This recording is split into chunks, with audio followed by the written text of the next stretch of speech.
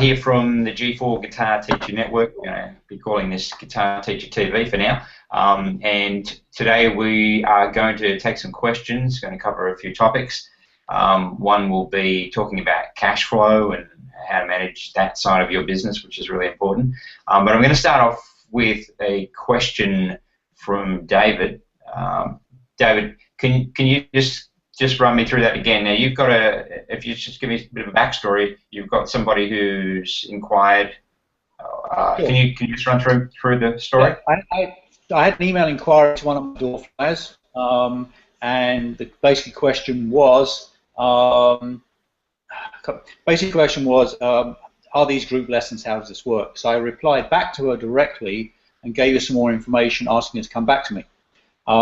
You and I, David, spoke before and said really what I should have really done is to suggest a phone call. Okay. So it was a couple of days since that email. I thought she'd gone. And then she sent a reply back the day before yesterday saying, yes, I got your emails. Thanks for the follow-up. Here's some additional questions I have, and the questions are very reasonable. So I sent her an email back saying, thanks for getting back to me. May I suggest we have a short phone call to go over this? We can answer all the questions you have plus anything else, and we can do it in one go. If you'd care to call me, or I can call you, whatever's more convenient. That was 2 days ago, and I've yet to hear back from her. So either she's bad at following up on emails, or how do I now reapproach that?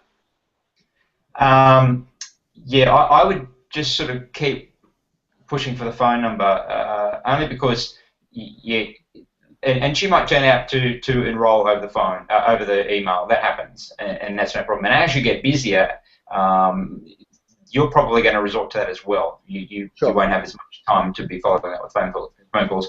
Just depends how your business ends up. But at this stage, while you're building numbers and you want to make those connections with those early students, you want to make as much sort of contact, real contact. I talk about the 3 levels. Level 1 is the lowest level, if you like, is the email, and that's where there's very little emotional connection. The phone, which is going to get you a lot more kind of connection, emotional connection, and then the visual, or this kind of thing, which is where we make our best connection of all, because we're human. We evolved millions of years through personal contact, and that's how we actually prefer to do things. So, yeah, if you can get her on the phone, that is ideal, because you will end up with this back and forth. Then it'll get to a point where, it'll take a month and she may not even end up enrolling. Whereas if you can get her now while she's keen and interested, then, yeah, you've got a much better chance at it. The thing is that the main reason people delay, think about yourself. You open up your email in the morning, there's 100 emails there. And what you do is you go to the ones you think are most urgent, and you sort of click through those, and then the other ones that you think are not so urgent, you let them go, and that's probably what she's doing. She's probably got 1,000,001 things happening. Sure. So I wouldn't be worried about it, but I would just say, look, let's just, rather than playing, email tag, let's just get on the phone and have a chat. Yeah. Okay. I mean, the thought was I'd leave it till today's Wednesday. I would have thought maybe leave it to Friday. That's given her 4 days. Yeah. Okay. Then make a follow-up, maybe answer a couple of the questions she had, and says, by the way, I have some questions for you. Could I have a phone call and we can talk through this and finalize everything? Yeah. Look, I wouldn't even answer any of her questions unless she's insisting. Unless she says, I don't want to talk on the phone. I just want you to answer these questions, please. If you can feel that kind of sensing that that's what she wants, that fine. And I do that. Sometimes people will try and ring me, or whatever, and I just email them back and say, look, I don't really have time to go through this on the phone, because I know what they're going to do is they're going to try and sell me on something, and I don't want to be sold. Tell me the details, and I'll decide. So, but I follow up. I'm not the person. I don't leave them hanging. Okay, excellent. Done.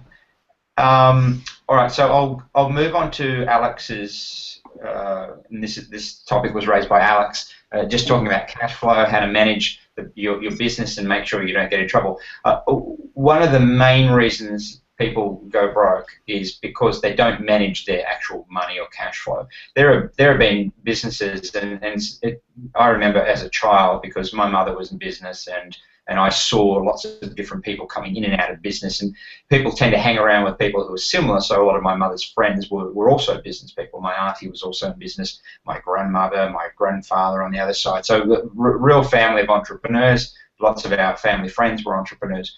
So, and it used to surprise me. You see someone with a really good business. It could be a restaurant, it could be a shop, or something like that. And then suddenly they're out of business, and it's like, what happened there? They were so busy. How could that happen?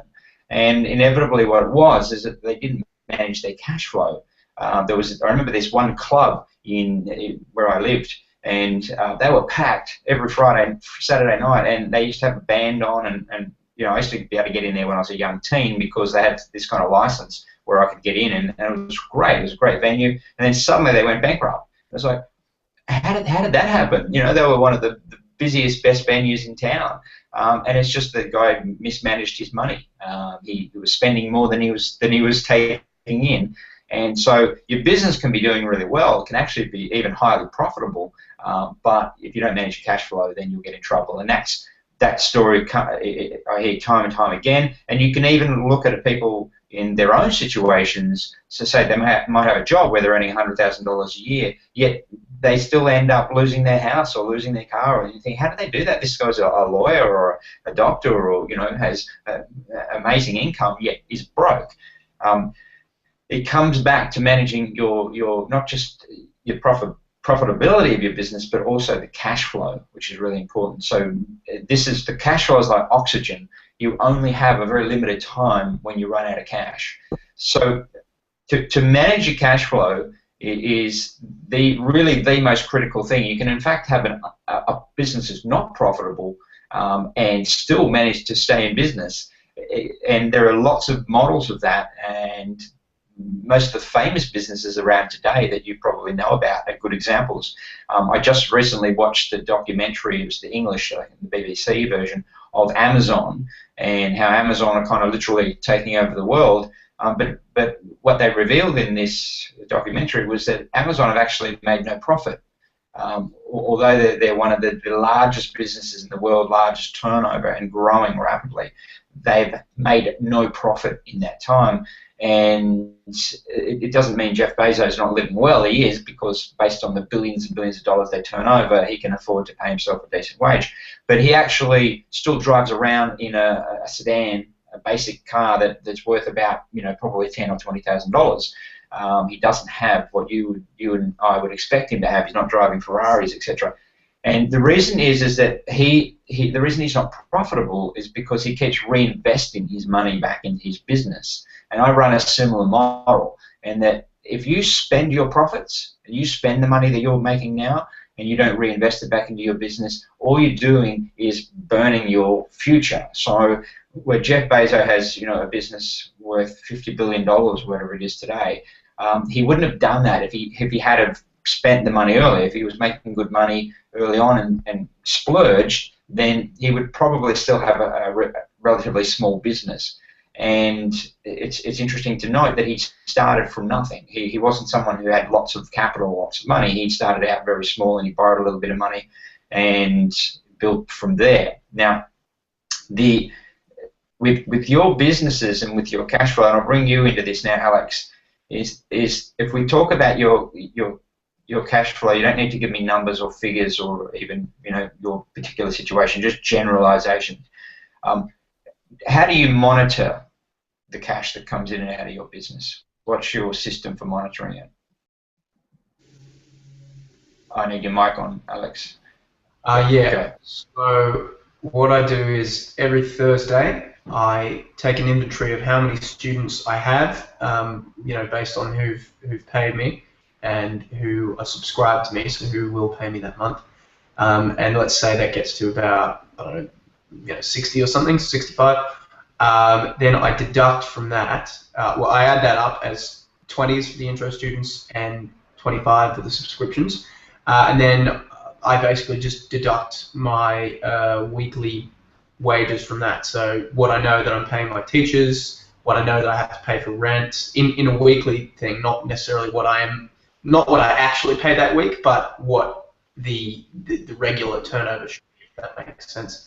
I deduct it from that, and then just on top, I just add the $100 or $200 I've used on expenses for stationery and things. And yeah. Okay, cool.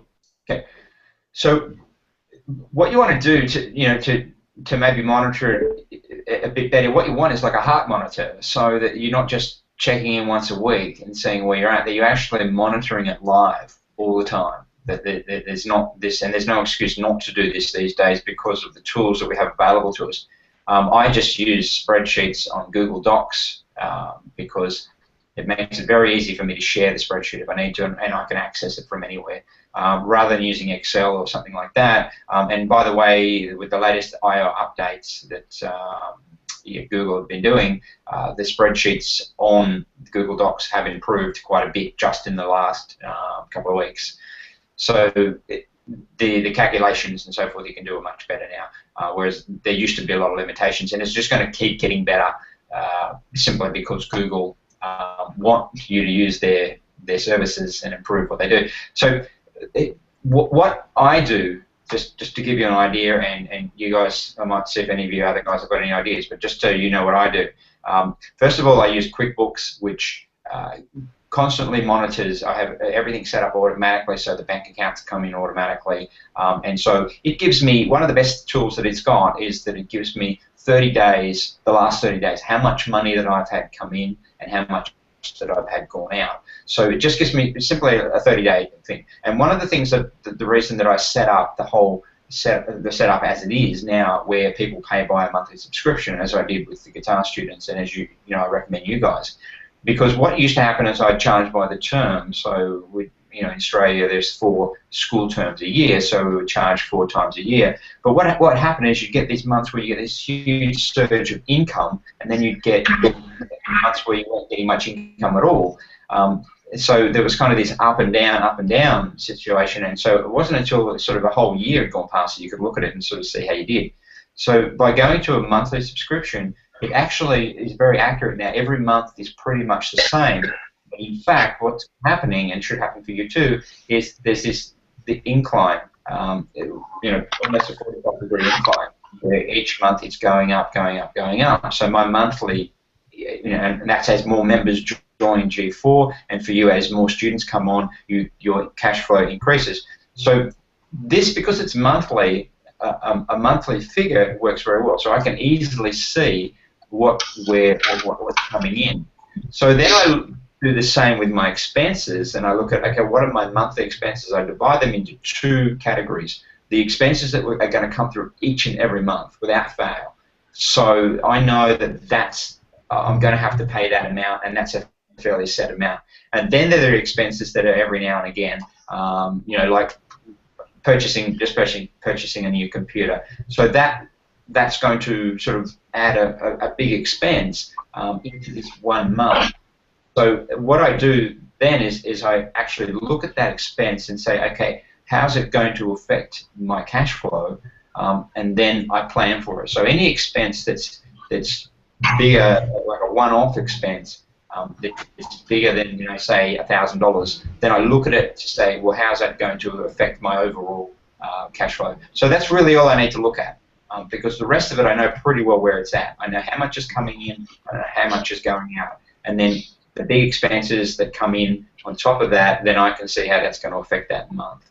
So you then build in, or what I've done is then I build in B plans, C plans, D plans, etc. So, and this is the main reason I've never gone bankrupt. I came close a few times early on, and it's a bit scary when you're running a $500,000 business or $1 million business, and you sort of see that I'm not going to be able to make my expenses for the next month or 2 months or 3 months. But what I did, and I managed to sort of work my way out of those things through selling like crazy. But rather than have that stress, what I've done now is I have B plans, C plans, etc. So what happens if suddenly there's a big surge of expenses? Then what I know is that I've got, say, a credit card, or I've got money over here, that I can come to. I've got a list of 10 relatives I can ring, of people who are willing to invest if I really need to. So I've got these backup plans, most of which I never need to use. And that's the funny thing about this, is once you put them in place, you never have to use them. Does that help, Alex? Is that sort of giving you a bit of an idea?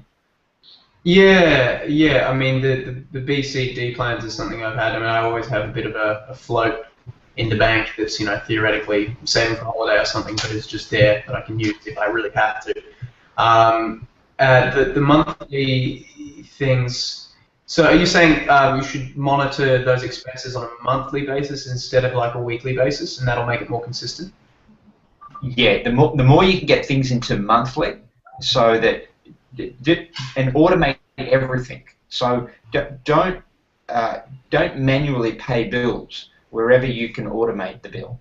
So and it's the same with collecting money. Don't manually collect money. Automate it where possible. That's why PayPal, even though you pay a few percent cost, it's worth it, because your time is more valuable than the cost that you end up paying for chasing that money.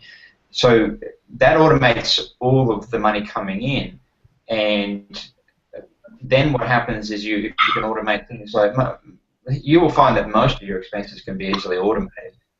You know, things like your electricity bill, you know, if you're paying rent, I don't know how you pay your rent, but the way that I pay my rent is I just set up on an automatic payment every month. It automatically transfers into their bank account.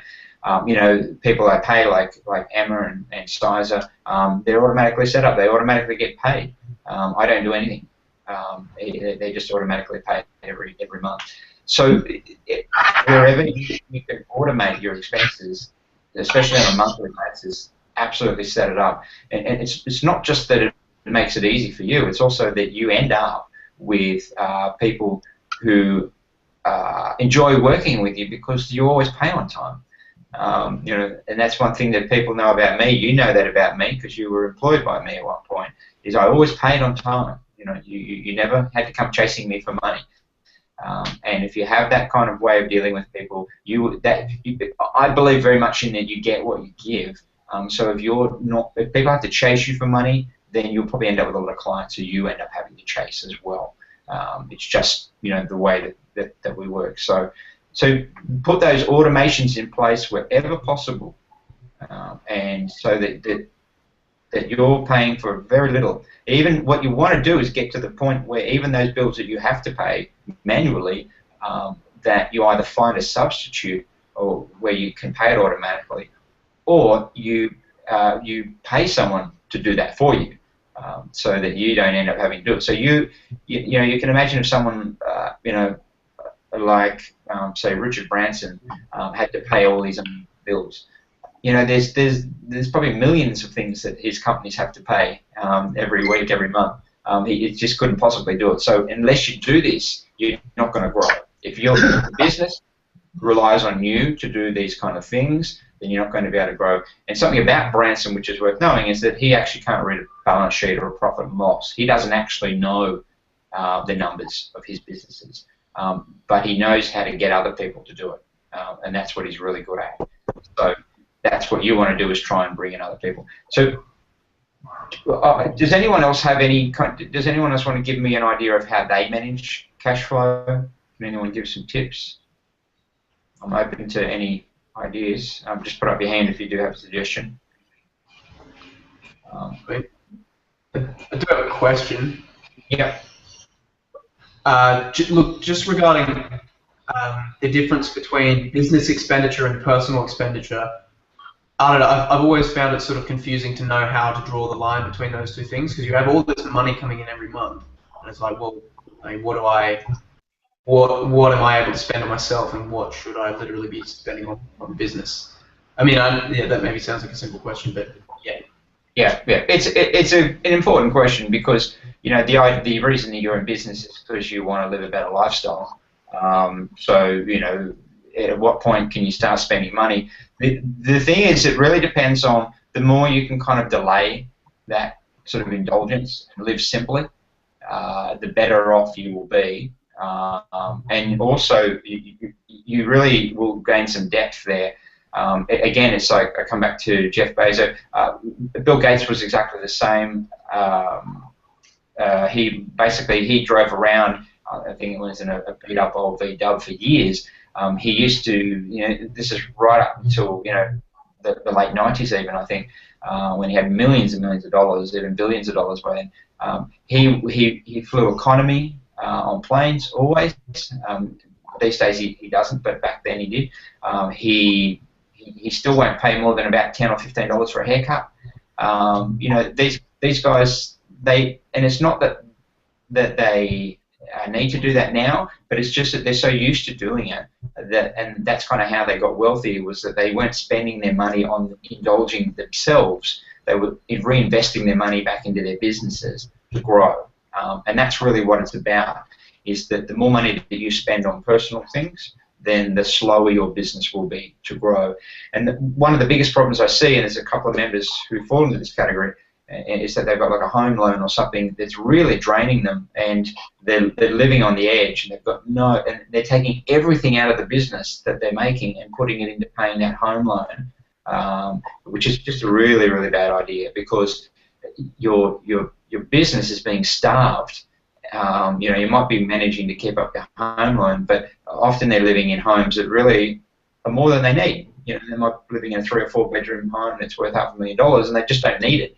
They could get away with living in a 1 bedroom flat and reinvesting the profits of their business back into growing their business. And it really is the secret. I've seen it so many times. It's about thinking of your business in terms of thinking of a house loan, think of everything that you do in terms of investment.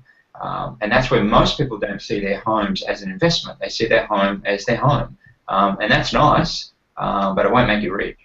And it certainly won't put you in a position of feeling sort of secure and comfortable. If you want financial freedom, you kind of got to sacrifice those things early on. It's like anything. If you want to be fit and healthy, you got to sacrifice sitting in front of a TV, or vegging out or eating pizzas every day. Whatever it is, you've got to sacrifice those things to get the rewards. And it's the same with business, is you've got to be willing to sacrifice as much as possible. So look at your situation. If your personal expenses are so low that you don't even have to think about it, that's the best idea. That's the best option for you.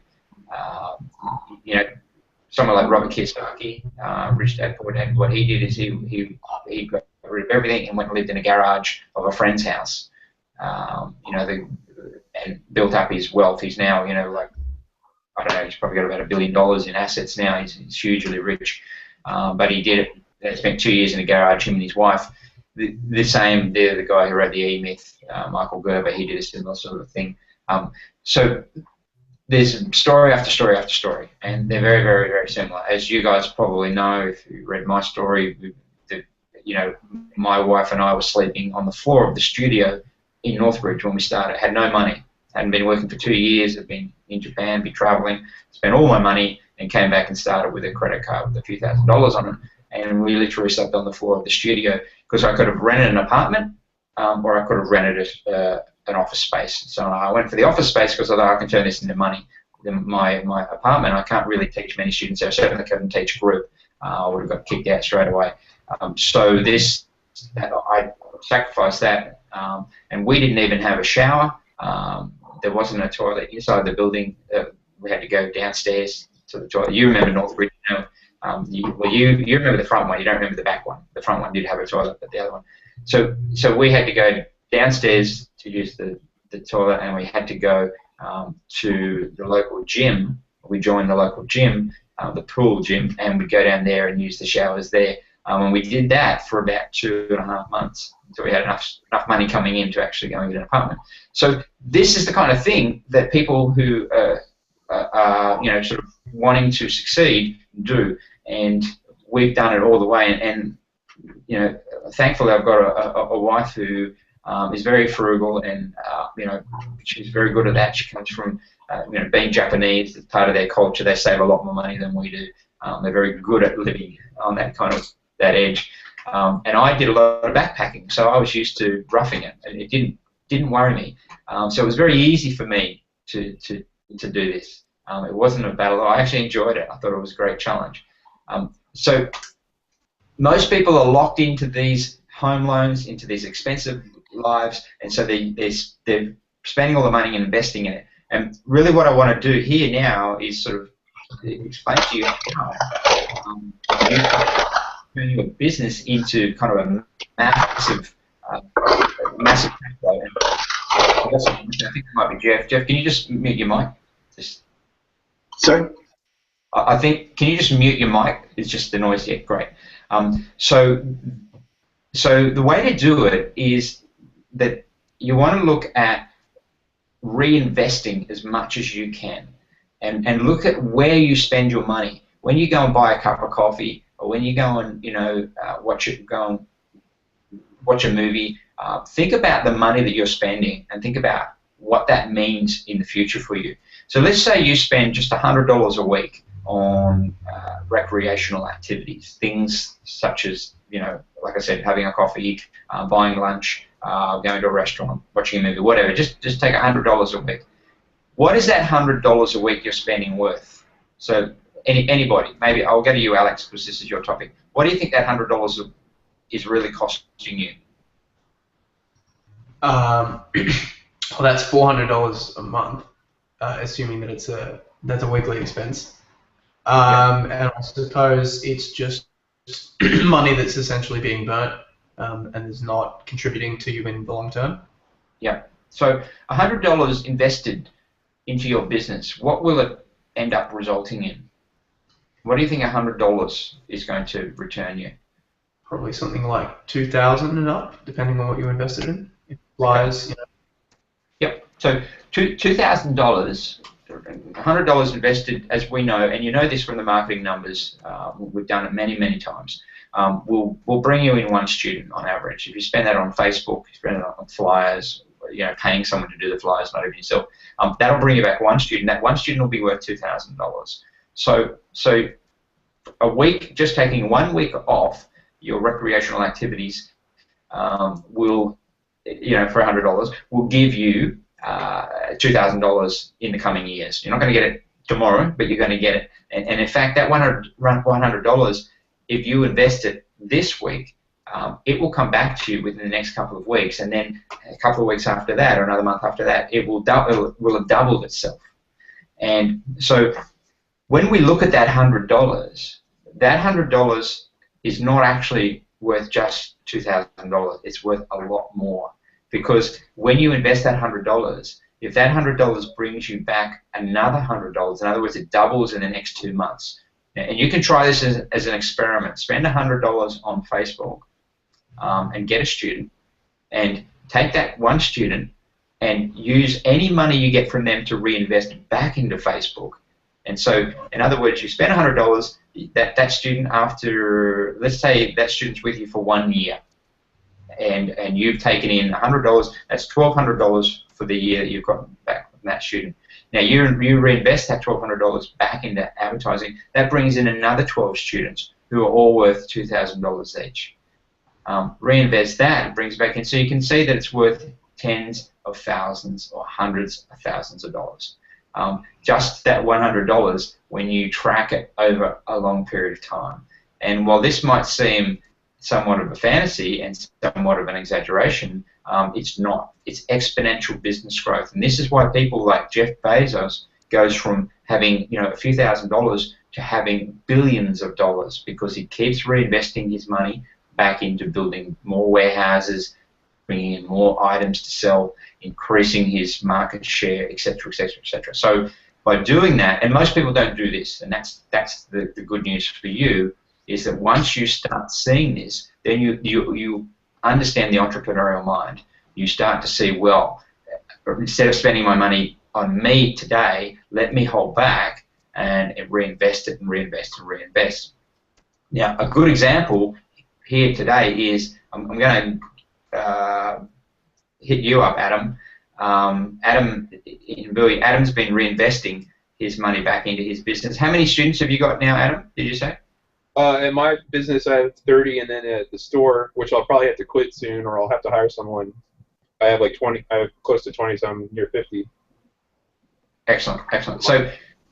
So Adam's gone from really, starting his business at home, because he was teaching in a school. He's got a few students there, but he's switching over home now, and he's really gone from the beginning of the year, end of last year, having no students to up to 30 students. But what he's been doing is he's been taking that money that he's been making and he's reinvesting it back into buying signs for his. He's actually reinvested it going from his home into a commercial location.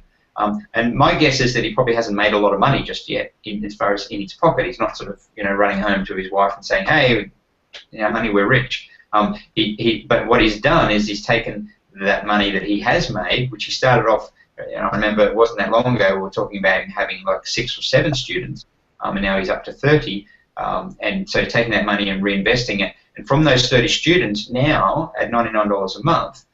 He's got $3,000 a month coming in. If he takes that money and doesn't spend it on himself and reinvests it into marketing, he can double his number of students in the very short period of time, within the next couple of months, maybe, if he reinvests it. Because I know he's got to probably spend some of it, he's got to pay his rent, he's got to pay other things. But if he did take all that money and managed to be able to reinvest it back into his business, he could double his numbers fairly quickly. He could literally double his numbers in a month or two if he reinvested the whole amount. But he can't do that because he's got to pay some expenses. But I hope you get the idea of reinvesting. That's the key to it. And that's why most people don't actually get ahead, because it's not the fact their business is not working. Yes, Alex? The key problem that I think I'm seeing here, and I'm relating it to what you're saying, because I mean I've thought that I've been reinvesting my expenses mainly because I live fairly frugally. I literally spend maybe $200 a week on personal expenses and things. Maybe some weeks 150 possibly. But what I have been doing, which I've been realizing is essentially, not contributing to it, is spending lots of money on teachers. Like I've only been teaching. It's not to say I haven't been firing, but I've only been teaching for about maybe 8 hours a week. Now I have about 70 students now, and a lot of those are being taught by Jackson and James. Now James is leaving, and I'm going to take on his big Tuesday shift, which is a 7-hour shift, and I've actually compressed a Sunday shift that Jackson teaches so that he's now taking over one of James's shifts, and now, sorry if this is sounding complex, and that's up to about 25 students now, which I know you said is kind of in the margin of being able to teach. And I've been struggling a lot of the time to pay the bills, like the rent and stuff, and pay the teachers. Obviously, I still owe James $200 right now. So, is that an example of sort of frittering that away, like essentially? Yeah. Look, what you've done there is that you've kind of gone too early on employing someone. And so if you look at the hiring plan, and in your defense, that hiring plan wasn't there when you first joined G4. This has been put into place in the last, really, this year.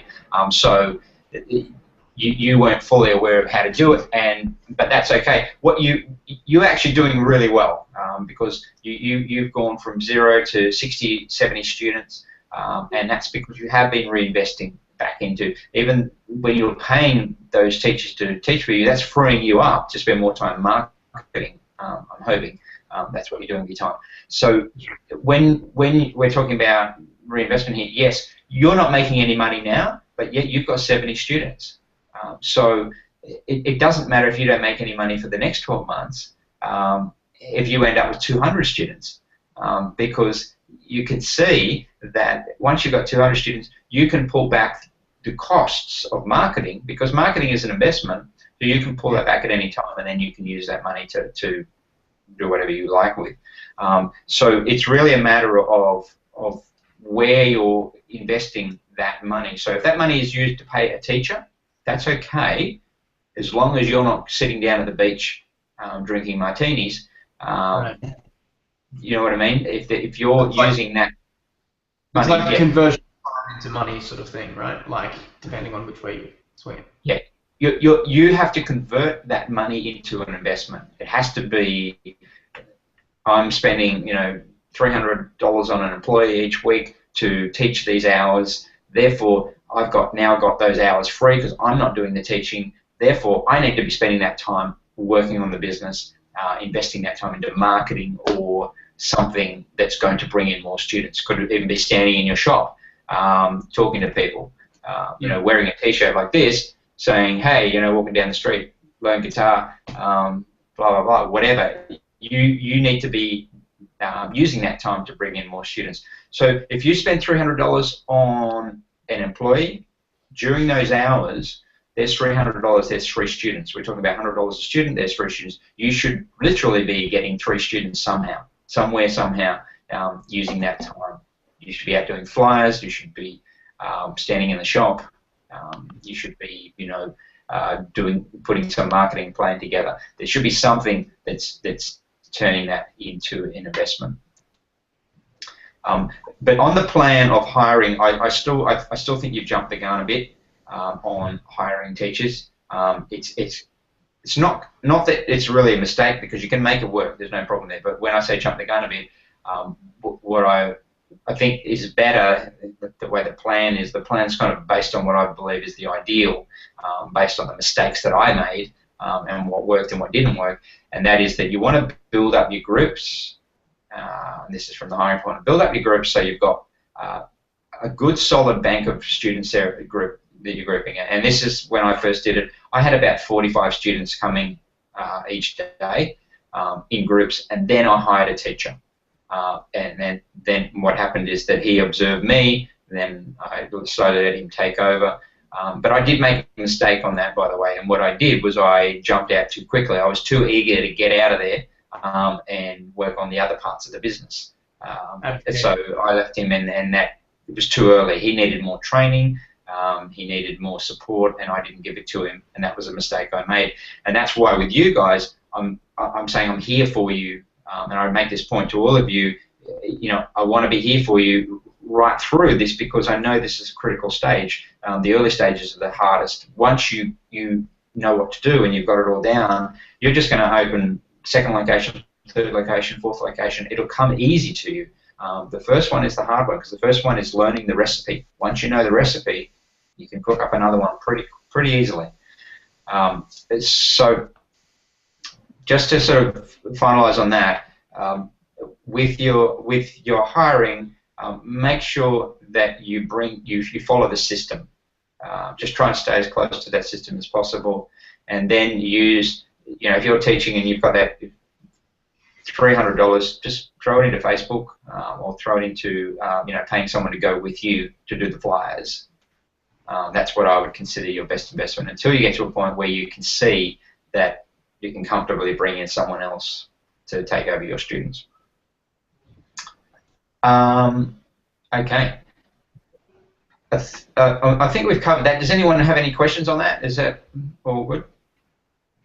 No questions, but I just want to say I did make the same mistake of hiring teachers, and then I made the decision to just let them go and start again. So, yeah, I've been there already. So I think the best thing I did, I think each case could be different, but I just sat down with those teachers and just had to let them go and start again with the business. So not all is lost, I think, is what I'd like to add. It's what we're doing, it's learning as we go.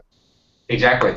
Yeah, it's a great lesson. It's sometimes a painful lesson, but it's that and that's why this is so powerful, is because for you guys, you can learn from each other, and hopefully not go through those same mistakes, because we nearly all make the same mistakes if we do our own thing. And you can see this with guitar students. How many guitar students have you seen who are self-taught and they come to you and they're making the same mistakes? It's because we are human and we naturally follow what we think is the way to do it. But we only realize after the fact that actually wasn't the right way to do it. And the better way to learn is learn through someone else, is learn from someone else's mistakes, and that way you don't need to make them. And that's why I went through a stage when I was young where I thought I could teach myself, but then I put 2 and 2 together. I realized that when I went to teachers, I seemed to learn with no problem, but when I tried to teach myself, I had lots of problems. So I put the 2 together and realized, hey, if I need to learn something, just go to someone, just pay them. It's a lot easier, and it's going to save me a lot of grief. And did I live to that perfectly? No, I still try to work things out myself. Even to this very day, I still do it and, sort of go, what am I doing? Why don't I just pay someone to teach me how to do this properly? And that's, we all make that mistake. So I think we can end that topic. So questions, who else has got a question? Because this is question time. I'm open. I can pull things up, but if you guys have got something you want to talk about, this is what it's for. When you hire a teacher, are you supposed to pay them, did you say pay them $50 an hour? And so when they're doing the group, so they're teaching like 3 people and you pay them, and you can pay them well, but you're making a lot of money yourself. Is that right? That's right, yeah. The stages of hiring, just to sort of break it down quickly, and you'll see, I'll sort of point out where people go wrong as well. The stages of hiring are that you need to really have it established, your groups. And what the mistake that a lot of teachers make is, if we look at the intro going to group, is they hire teachers to start up by teaching the intros. But that's really the wrong way to do it, because if you bring a teacher in and get them to do a one-on-one intro, and get you to do your one-on-one intros, what happens is that most guys can learn to one-on-one teach pretty easily. It's not that hard, because they're only, if they make a mistake, there's only one student, and they can sort of fumble their way through it, and they learn, and the pressure's not on. But when you're teaching 5 students at once in a group scenario, there's a bit more pressure. So if you bring the teacher in on just doing the one-on-one intros, which is, like I said, what most music school owners do, and then you try and convert them to group, it rarely will work. What happens is that they get comfortable doing one-on-ones, and I experienced this, unfortunately, where the teachers would say to me, "Oh, group doesn't work," or they don't really want to learn in groups, or they're hard to control. All these kind of excuses, rather than saying, "Look, I don't know how to group teach, I need to be taught." What they did is they just sort of said, "Well, it can't be done." And so if you bring them in on group first, then you're really going to find out whether they're going to be any good for group teaching. If they can't group teach, then they're no good to you. If either they can't or they don't want to, which is often the case as well, they don't want that pressure of teaching 5 students at a time. They just want to teach one-on-one. So they don't, because of that, if you bring them in and doing the one-on-one, the intros to start off with, then you're going to find that 90% of them won't be able to group teach after that, and then you're stuck with a teacher who you can't actually get to group teach. But the other thing is that when you bring a new student in, that's the time they're most likely to drop out. So that first 5 weeks, your intro period, is when you need to be there. You need to really secure them in that intro period. You need your best teacher, your best person has to be up front to teach the intros. And that way, and it needs to be someone who's got experience teaching groups, because when your intro students are coming through the 5 weeks, half of them are going to be going, "Oh, I don't know about group, does it really work, blah, blah, blah." So you don't want a teacher there who's got no experience teaching groups saying, "Well, I hope so. I think they work. The boss said that they work." You want someone there who can say, "Yeah, absolutely, groups are fantastic. Let me guarantee you that you're gonna love it." You need someone who can really convey that message in your intros. So if you start them off with the group, start them and go through the stages. Stage 1 is observe. Just watch me. And then after you finish the group, rather than say to the teacher, "This is how you do it," blah blah blah, say to them, "What did you think? Do you think you can do it? Do you think you want to do it?" So really find that stuff out early, so you don't end up spending lots of time with someone who doesn't work out. And that's, again, a big mistake, is that we can invest a lot of time, energy, and money into somebody who is just not right for the position. So better to find out now, is this person up for group teaching? Because that's what you need them for. At the end of the day, you need someone who can group teach, because that's where you're going to make your money, and you're going to be able to pay them well. And I ended up with a situation in Northbridge where we had a couple of teachers, in the schools, where we had a couple of teachers who just weren't up for, and I had one guy, I won't name him, but he had years of experience teaching. He'd been teaching for something like 15 years, and the students that he took on one-on-one, they loved him. They thought he was great, but he didn't believe in group teaching. He just said, "I don't believe in it. I don't believe it's the best thing for the student. I want to have that close relationship," and he did. And when I had to let him go, we had lots of complaints from his students. "How can you let this guy go? He's one of the best teachers I've ever met. He may be as a one-on-one teacher, but he's not, you know. And I just said, I'm really sorry. Yes, he is a great teacher, and you're quite welcome to you know, go to his house and learn with him if that's what you want. But he's not right for us. That's all I'm saying. I'm not saying he's not a good teacher. I'm just saying that he's not right for us. And so that was a real problem, because he was actually, that kind of teacher is going to be the biggest problem for you, because if you're bringing a teacher who everybody loves as a one-on-one teacher doing intros, and then they can't group teach, then you end up losing a lot of students in the process. You're better off with a teacher that they actually don't like, because when he leaves, they go, oh, well, that's a relief. So bring them in. Stage one is bring them in to group teach, to observe you. Second is for you to be there as they start to learn to group teach, and stay there as long as you need to. All you want is someone who has the right attitude. You're better off spending, you know, 6 months, if even, with someone who you need to train with and spend a lot of time with, and get them right, than who has a great attitude, than someone who thinks they know it all, or who sort of has a skill or experience, even group teaching, that you don't need to spend much time with, but has the wrong attitude, that kind of, you know, thinks they know it all, thinks that, you know, they've got a better way of doing things. They're going to cause you a lot more problems, even though you think, well, I don't have to spend so much time with this person. I can just slot them in there, and then I can go off and, you know, have my holiday in the Bahamas. You want to really spend their time with them, and you want to think of each employee, especially your first employee. Your first employee is more important than your second employee, and it goes down the line. So let me ask this question. I'll ask it to Andrew, because he's had experience. Andrew, why do you think your first employee is the most important? Why are they more important than your second, third, fourth employee, would you say? You just need to turn your mic on, Andrew, if you can. We can't hear you. Andrew, can you see your mic? We can't hear you. He's not finding his mic there. Right, I just had a train go past, so. Okay, so you can start now. Because they're the model of you. Yeah, because they would be the model of you. So basically, the first one that you're training is the teacher that's training to be you when you're in the classroom. Exactly. So that becomes easier as you continue training each teacher. Exactly. That's it. That's the person. If you don't get them right, and for lack of a better term, you're really cloning yourself through your business, because, and it's not that you don't want other people to have a personality or you're trying to take away from them. That's not what we're trying to do. What we're trying to do is understand that when people go to Disneyland, for instance, they want the experience that they're expecting. They don't want somebody's interpretation of that experience. They have a vision, an idea of what Disneyland is about, and when they go there, they want that same experience. So it's the same when you go and see a band. You know, if you want to go and see, you think of your favorite band.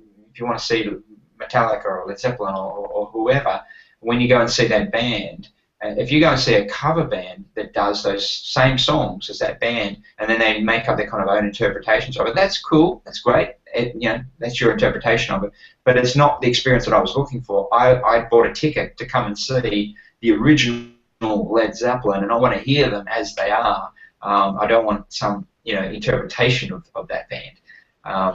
And it's really the same within your business. So the people who you bring in to play those roles, it's like acting. You know, you're not looking for people to create. They can be creative, absolutely. Get them into your meetings and talk about, okay, how can we make this better? What are your ideas? What are your ideas? But when you're out there, I want you to play the songs. I want you to sing the words that I wrote. I want you to play the chords that I wrote in the music. I don't want you to come up with your own versions, your own sort of jazz interpretations of those chords. If you want to do that, go to a jazz club.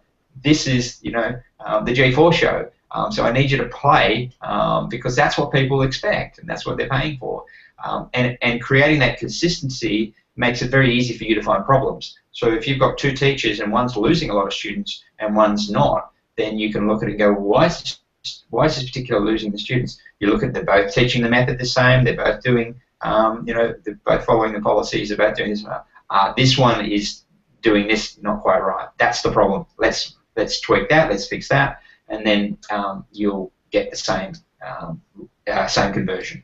So spending the time with your first person is so important because that's the person who's going to train your second person, and then your third person, etc., etc. If you can train the first person really well, you probably don't need to train anyone after that. You're still going to need to monitor it, but if you don't put that effort into the first person, example, Emma. I trained.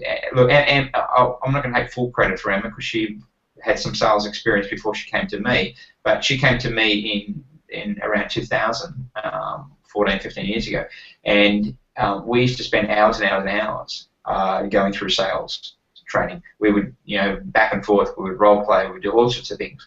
We'd talk about, how this student enrolled and why this one didn't, and I was right there beside her. And so today, Emma, she's, who knows? She can probably outsell me today. Who knows? I don't know. But she's what she knows about selling and her strike rate is amazing. And I don't say this just because I think it. I know it because statistically, I've kept stats on Emma for years, and her strike rate was just amazingly high. At times, it was close to 100% of everybody she spoke to. And not only that, she was signing in, multiple students at a time, and she was getting referrals, at each time. So she's very, very good at this stuff. And but when we started, as far as selling music lessons, she was not as good. Let's just say she still had some skills, but she needed work, and we needed to work through. So by spending that time, and then I can give examples of people I didn't spend time with, and they turned into disasters, and not because of them. It wasn't their fault. It was my fault because I didn't spend the time with them to do the training. So if you can really narrow down and work on that first person and really get them to the point where you know that you can literally give them the keys and give them your bank account details and your password to your accounts. If you know that you can do that with that person and totally trust them, then you're there, then you're home. And that's really what you're trying to do. And you want someone who, like I said, can train the rest of your staff. So 6 months with one person, for the next 10 years or however long you have your business, you probably don't need to train anyone else ever again. So yeah, all right. So it's all in the hiring section. So you can really go through that and narrow down on that. And remember, they're a very valuable investment. So by doing it right, you're going to end up, if I think of the, I don't really think of it in these terms, but if you want to, if I think of the return investment on Emma, it's just been incredible. We're talking over $1 million, probably several millions of dollars that Emma, the time that I invested early with Emma has come back to me. And she's been, a huge, huge asset for me. Any other questions? Now's the time. I've got the time. Happy to answer anything you want to ask. So, all right. So let me just, because we've gone. Generally in these sessions, I'm happy to go over an hour. So let me ask a question. I'll go through all of you just to sort of bring you into it. Adam, I'll start with you. What do you think is your biggest challenge right now, moving forward in your business? Just making sure all the intro people go on past the intro. Okay, cool. All right. And I'm not going to answer these questions. I'm just going to note them down, and then I'll come back to it.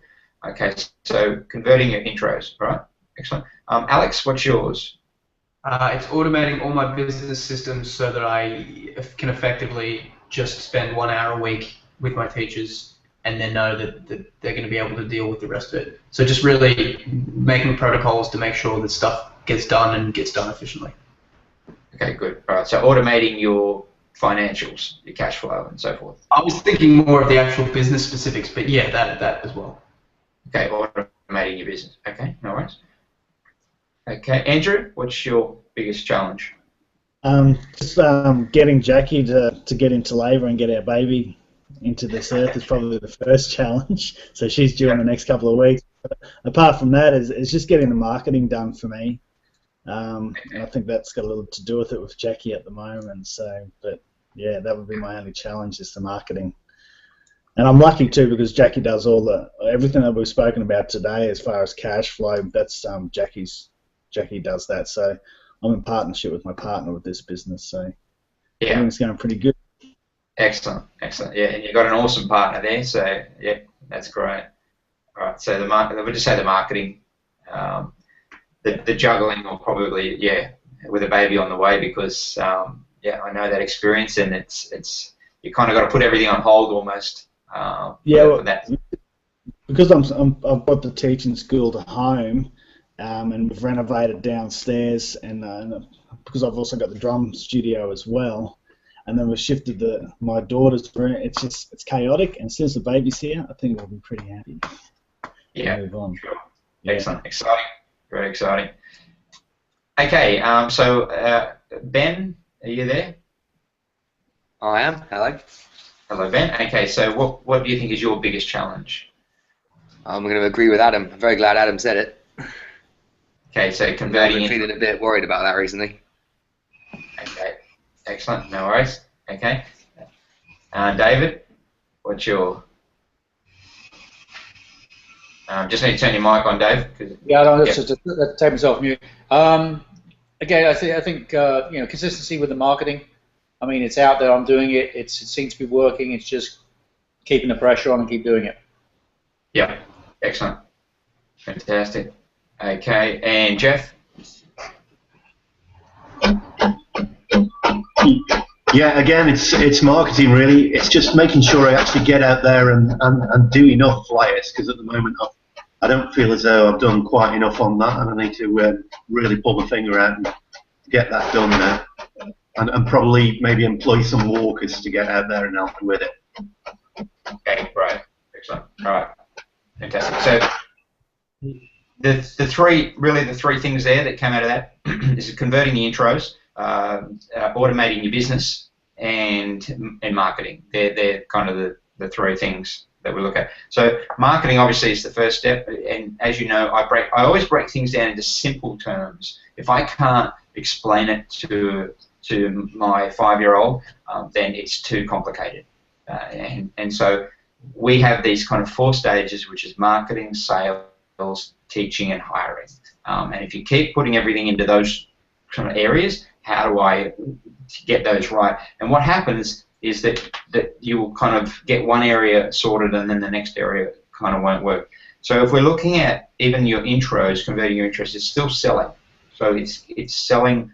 If you're finding that you're converting intros is your biggest challenge, then work on your sales. Spend time really focusing down on how to improve that area. So what I'm going to do is, again, go back through all of you and just get you to give a bit of advice for something other than your problem, so somebody else's problem. So I'll start again with Adam, because I know Adam, can you, not about converting intros, so not your problem. I want you to give advice for one of the other problems, whether it's automating your business or marketing. Adam, can you give us any advice on either of those?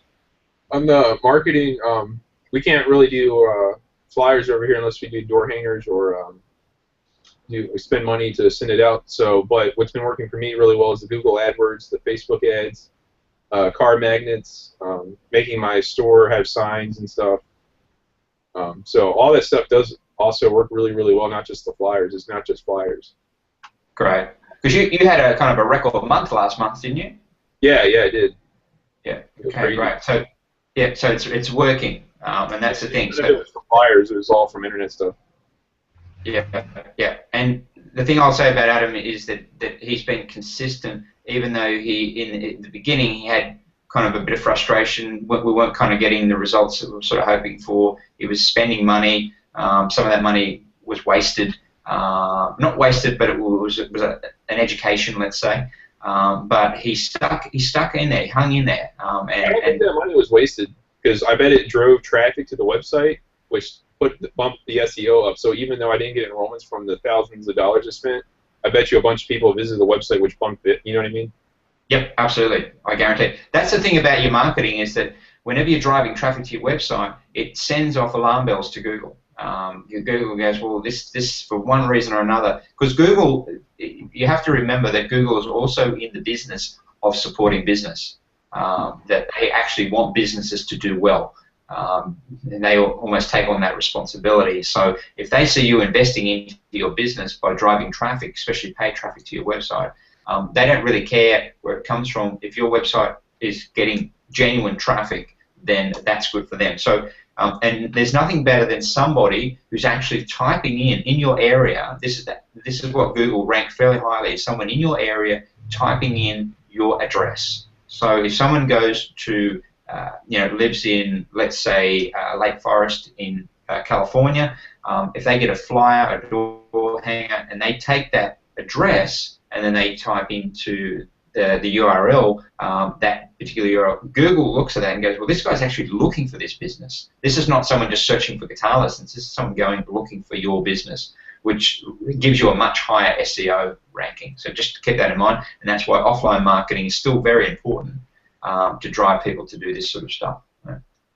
Okay, Alex, so what advice would you give regarding not your problem, but marketing, and what was the other one? And converting intros. Let me see. Converting intros. I would say just practice the sales, practice doing role plays, practice with someone who is in sales, and maybe get their opinion. And with the marketing, just get a shot from. Just do that. It pays for itself. With converting intros, what's something that you do that you think helps to convert them during the intro period? Right, the actual teaching itself. I think the most important thing is to know exactly what you're doing. Like, as simple as that sounds, the idea is to really just make it very apparent that you're a person who knows exactly what you're doing from point A to point Z. Okay. And that conveys a lot of confidence. Yeah, brilliant. I know exactly what you're saying. It's letting people know that you've got an absolute plan, that you know where you're taking them, that this is not just guesswork. And this is the difference with a lot of teachers, where they'll say things like, well, what do you want to learn? What are your goals, etc. This sometimes can be taken the wrong way. It can be taken as, well, you don't know, you don't have a plan. I'm here to learn guitar, and if you can sort of say, well, I've got a plan for you. Don't you worry. I know where you want to go. I know you want to play guitar, and stick with me, and this is going to happen. And that way, having that confidence, projecting that confidence. Yeah, absolutely. Great. Thanks, Alex. I was just going to say, that has a knock-on effect to other things as well. Like if they're a little bit reticent about paying on PayPal, say, for example, if you convey a really strong thing in the teaching and then say, oh, sorry, we don't take that particular payment, we do it like this, they're going to be like, oh, well, okay, you know what you're doing. So that it's got a knock-on effect too.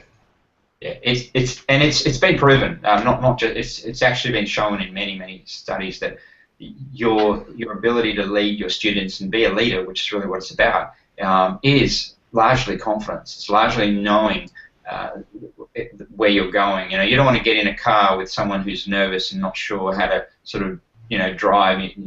It's like, whoa, I don't want to risk my life here. You want to get into a car with someone who's very confident about driving. So it's the same with your business and your teaching. Deliver it with confidence. Andrew?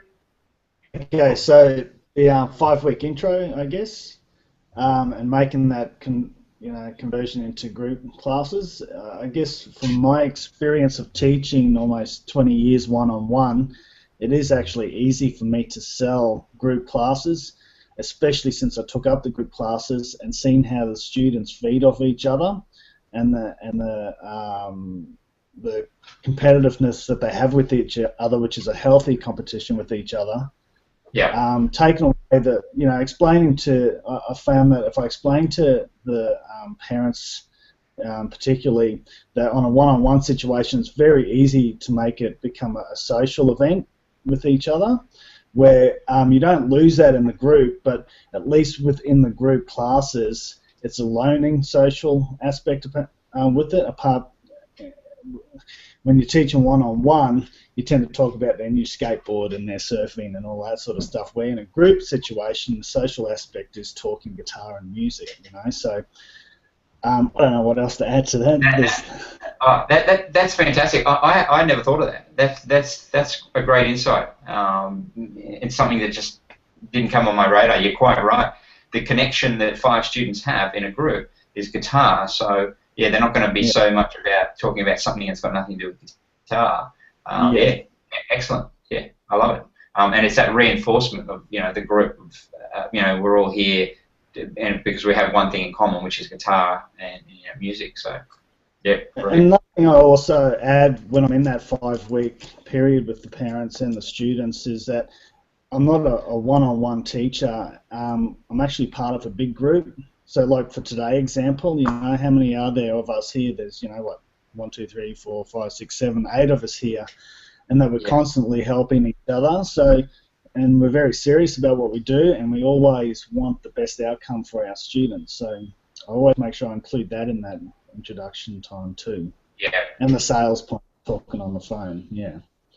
So you're practicing what you preach, in other words. Pretty much. Yeah. Yeah. Yeah. And that's really what it's about. Is the whole kind of my philosophy behind G4 is practicing what we preach. To sort of teach and lead people, if you like, in as far as learning guitar, but not actually doing it yourself. That's what 99% of guitar teachers do, is that they are actually out there teaching guitar, but they have no mentor, no coach, nobody and if they're group teaching, as you guys are, again, there's no group activity for them, and this is unfortunately what happens, and that's what hopefully the benefit of what we're doing is that we're getting that group dynamic, but you guys are practicing what you preach. And I do the same. I have mentors that I go to as well. There's always more to learn, and there's always different perspectives. And just what you added there about being in the group environment and having that connection with guitar, rather than talking about skateboarding or rollerblading or something that they do separate from guitar. That's great. That's a great insight. It's something, like I said, it just didn't come on my radar, but it's obvious now that you say it. So, brilliant. Okay, Ben, what advice would you give? Not converting intros, but either automating your business or marketing. With the automating your business, I don't know if I've had enough experience of all the accounting and all the more complex admin that will come up, but I find myself thinking about it all the time, and by thinking about it, I think of each step. So what I'm going to be doing tomorrow, I'll be doing this, this, and this. Break it down a bit more, this, then this, then this, then this, then this, and then each thing is categorized and then subcategorized, and I'm just thinking about each step in my head, and that means I'm kind of seeing the patterns. And the more patterns I see, the more I can just think, oh, I don't need to keep doing this and spending so much time thinking about it. I've thought about this 3 times now and come to the same conclusions. It's either right or I'll find out soon that it's wrong. Yeah. So the kind of the advice that I'm getting from that is that break everything down into steps. Is that right? Yeah, and just make sure you know what each step is, because sometimes when I'm teaching, I notice I've just gone ding, ding, ding, ding, ding, and I've connected them all up, and it's not until I look back at the video and I'm like, oh, so there were a few steps there. It wasn't just teach this bit. It was this leads into this, leads into this, leads into this, and once you see it, it's a lot easier to remember, and then... Yeah. And when you break it down like that and you kind of systemize or break things down into steps, you can quite quickly see where you're going wrong. It's like, oh, that 4th step is not working, or I was skipping that 4th step. Yeah. So, yep.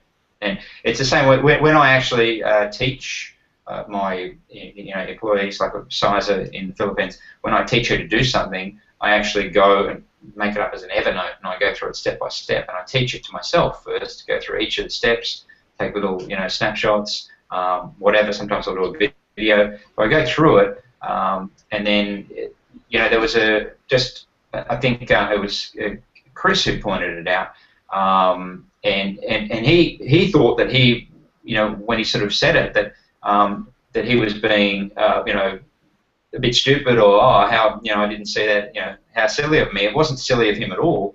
He just found a weakness in the system that I needed to go and fix. And what that was is that on the video, I explained how to set up, this is the PayPal video, setting up the PayPal. I explained how to set it up, but I used the example of a subscription, but the first PayPal button, as you guys know, you need to make is for the intro. But I used the subscription as the example. So he actually made a subscription button for the intro as well. And then asked me there's some other question related to it. And so I realized, oh, I haven't got that step in there. So I went back to the system on Evernote and I added it in there. So even though it's not on the video, I added it into the actual steps.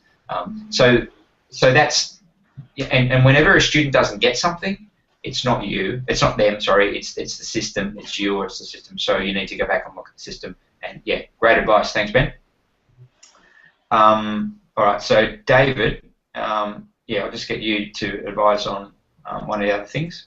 Well, where I am, I would say related to the business and the cash flow stuff is time management. Really, is to allocate. What I do is I try and allocate time in blocks to different topics such as website development, SEO stuff, marketing. So I try and do something every day of the week, obviously, but then I don't want to fixate on something over and over again. So I kind of block time for for the marketing piece, obviously for the teaching stuff, but then also for the bills and the business side of the house, and then the website thing, because you can lose your, so for example, in website SEO stuff, you can lose yourself for days. It's better to block it off a chunk at a time. It's kind of like the practice thing. If you do it a bit of time every day or consistent time, that's how I would approach the setting up the business stuff, is to get one aspect done first of all, and then to block that off, and then spend maybe an hour or 2 hours a week just managing it. Great, fantastic. Yeah, that's great advice. So it's having almost like a system for going through things, like actually putting it in blocks. Is that right? Yeah, correct. Otherwise, you can bounce around from different topics, and from day to day, and at the end of the week, you spend 3 days working on one topic that you've really got nowhere with. You've got to block it up and chunk it down into small bite-sized pieces, and then manage it accordingly. Yeah, fantastic. And what I do on that point is that I have a list of things that I do every morning, and I start from the top of the list and I work through the list, and I only allow myself a certain amount of time on each item. Mm-hmm. So in other words, I allow 30 minutes in the morning to do emails. So I get onto the emails, and then for 30 minutes I go through those emails. Now sometimes if there's urgent emails, I will extend it. But what I try and do is get through the emails that are there in that 30 minutes. If I can't, then I'll come back to it. I do it 3 times a day. I come in the morning, I come at lunchtime, and then I come in the evening. And so I spend half an hour each time. But what I do is I have on the list other things to do. Like at the moment, for example, there's a book that Paul put me onto that I'm reading and reviewing for you guys, so that once I review it, it's all about practicing and your studio, and it's a guy who's writes on teaching music. So I'm going through that, and I literally am going through 1 page a day. So the book is probably 100 pages, 200 pages, I'm not sure, but I'm just going to go through 1 page a day, read through that page, and then put a review point on my review. And so I've only got, that only takes me 5 minutes, but it's in my daily schedule. So each thing that you need to do, put it into your daily schedule and allow just 5 minutes, 10 minutes, whatever you think you need to get through that, half an hour for your emails, whatever. And then if things take a bit longer, that's okay. But if you have that list, yeah, you won't overlook it, and you'll realise when you go through your list, oops, I didn't get to the bottom of my list yesterday. Maybe I need to prioritise that thing that's down the bottom of my list to make sure that I do it today. Yeah, brilliant. Thanks, David. Jeff, what advice would you give? Right, yeah, on the intro conversion, everybody's made some really good points about, emphasising the benefits of group. Obviously, that is one of the key things that's going to get people to convert to the intro. But I think when you're doing the, convert from the intro to the, to the group, But when you're doing the intro, I think one of the things, it's actually possible to make the intro quite boring if you're not careful.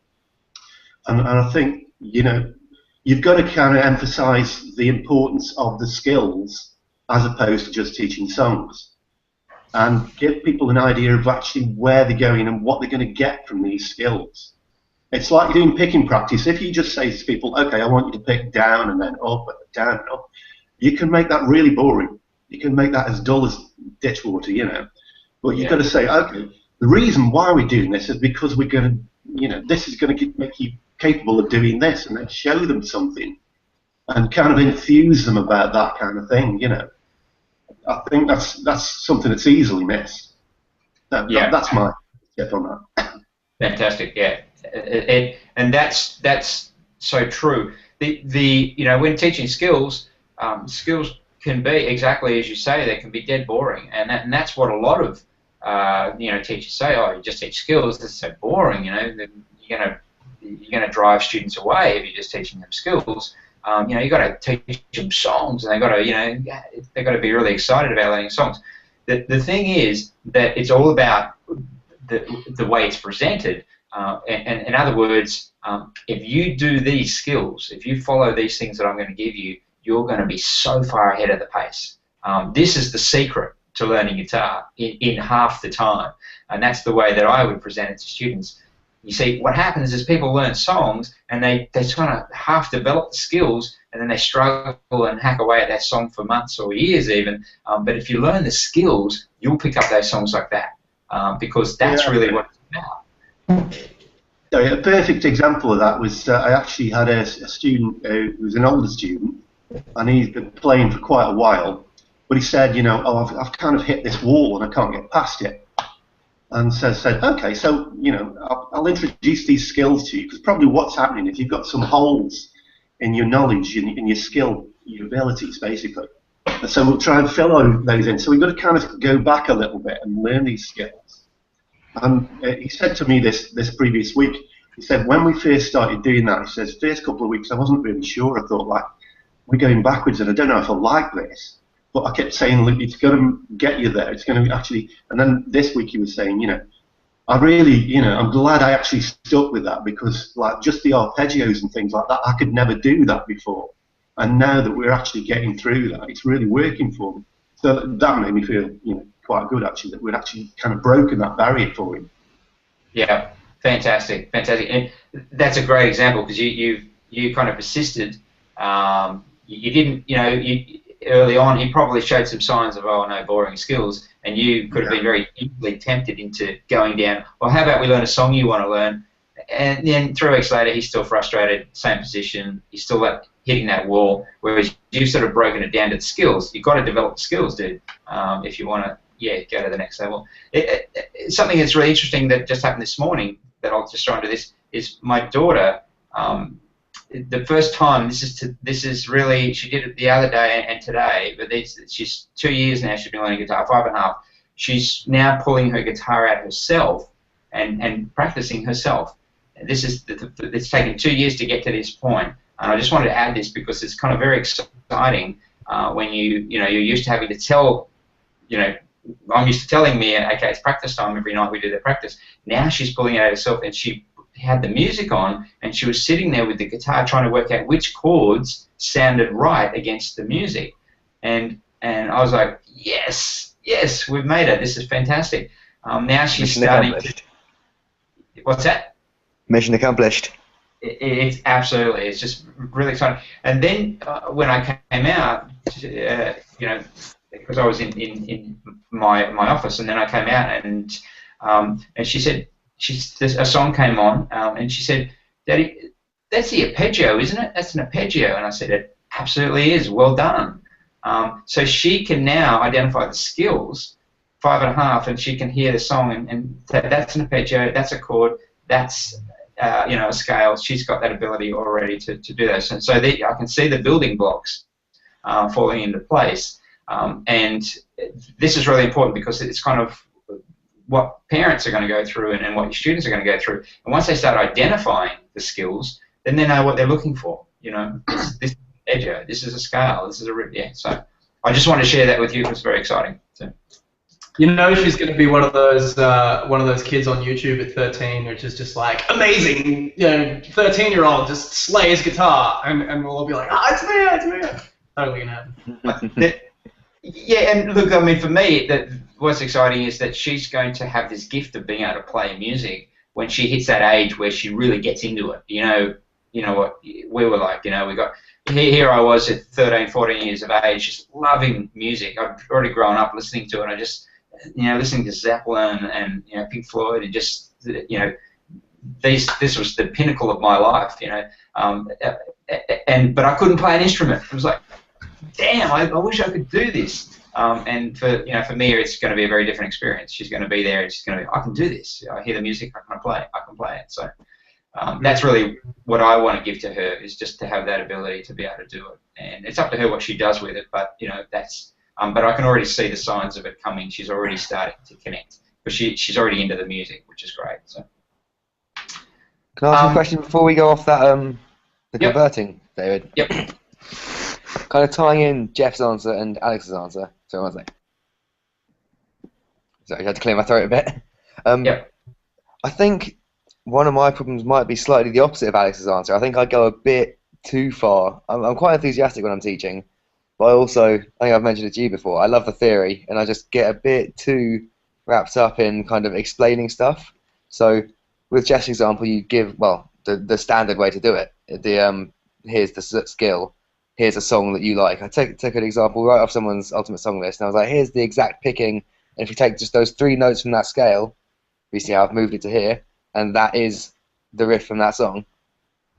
But in saying that, I'm using terms that they don't quite understand, and he was really excited when I played it, and I was like, look, there's the song, and I explained it in about 10 seconds, saying, maybe I spoke too quickly, but I was just like, picking exercise 5, and this scale, there it is.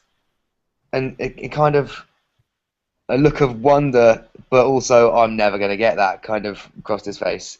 And this is the guy who I've been having a bit of trouble building up his confidence. So Yeah. he did convert, and I'm still working on building that confidence, but still every lesson he comes in, he's like, I don't know if guitar's for me, I'm just not picking it up. How old is he? He's in his 50s, so he's not incredibly fast at his learning, but he's getting the hang of it. He's got his chords moving, they're all... Okay. Yeah. Well, a little technique, this comes from NLP, which is Neuro-Linguistics Programming, is to use images in his mind of things that he's very good at, he's very successful at. And you can do this with people all the time. And one of the things, you see the exercise that I'm doing here about going around and getting you guys to give kind of an example or give some advice, this is not you being there passive, being the student taking in all the things that I'm saying. It's about you actually being knowledgeable as well and contributing, and even giving me ideas of things that I hadn't thought of, and giving the other members here. So you go into a role of actually being helpful, and it actually increases your confidence level, because you tap into understanding that you are not you're not less than me or whatever. You actually have a high degree and a high level of knowledge that you can share as well and contribute. So when you put people into that position and you talk to the 50-year-old, it may have nothing to do with learning guitar. It might be his job or something else he does, but by talking about that particular subject and get him to talk about it, then it puts him into a different state, a different mindset. Does that make sense? Yeah, definitely. Okay, good. Yeah. So, and I do that with generally with my students. I find out what they do and what they're good at and what their strengths are, and I can go across all of you guys, and I've got a pretty good idea of the things that you guys are strong at and where your experience is.